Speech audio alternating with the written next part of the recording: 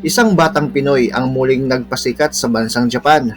Ito ay ang 17 anyos pa lang na si Jericho Solieza. Matatandaang sa Japan unang nagdibo bilang professional boxer itong si Jericho, kaso naging draw o tabla ang una niyang laban sa bansang Japan. Pero kagabi lang ay muling lumaban si Kabayan at sa pagkakataong ito ay pinabilib niya ang buong Japan dahil isang brutal knockout ang ginawa ng batang Pinoy.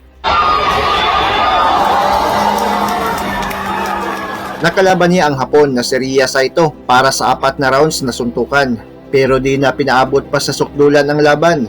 Pinatulog agad ito ni Jericho.